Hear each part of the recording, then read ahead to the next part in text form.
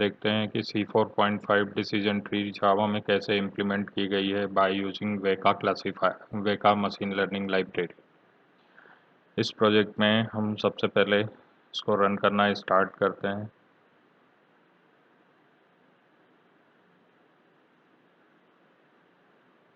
ये इसकी main window है।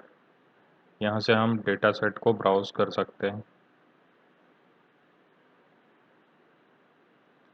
मैंने एक डेटा सेट नाम का एक फोल्डर बना रखा है। ये डेटा सेट वेका की लाइब्रेरी और UCI लाइब्रेरी दोनों पर अवेलेबल है।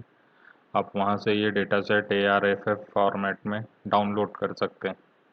जैसे ही हमने डेटा सेट को ब्राउज़ किया, यहाँ हमने आयरिस डेटा सेट यूज़ कर रखा है। जैसे हमने डेटा सेट ब्राउज़ किया, ये डेटा सेट आपको लेफ्ट हैंड साइड पे जो टेबल दिख रही है विद देयर एट्रीब्यूट्स यहाँ पे दिखाई देंगे।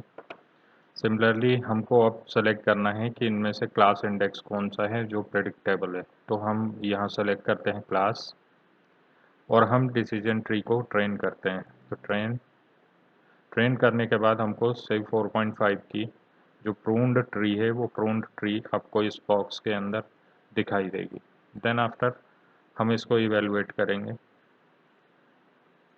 इवेल्युएशन के टाइम पे हमने ये किया है कि हमने इसका प्रिसीजन, रिकॉल और एफ मेजर कैलकुलेट किया है बाय यूजिंग वेका लाइब्रेरी, और इसमें टाइम और मेमोरी हमने जावा की मेथड से निकाला है, और जो टाइम डिफरेंस है इस एल्गोरिथम को प्रोसेस करने का, वो हमने टाइम डिफरेंस यहाँ पे दिखा रखा है। इसके बाद ये जो रिजल्ट्स यहाँ पे दिखाई दे रहे हैं, इन रिजल्ट्स को हमने एक MySQL के डेटाबेस में स्टोर कर रखा है, और उससे हम यहाँ पर ग्राफिकल रिप्रेजेंटेशन करते हैं उसकी परफॉर्मेंस का। यहाँ से हम टाइम सेलेक्ट कर सकते हैं कि कितना टाइम लगा उसकी ट्रेनिंग के लिए। मेमोरी सेलेक्ट कर सकते हैं।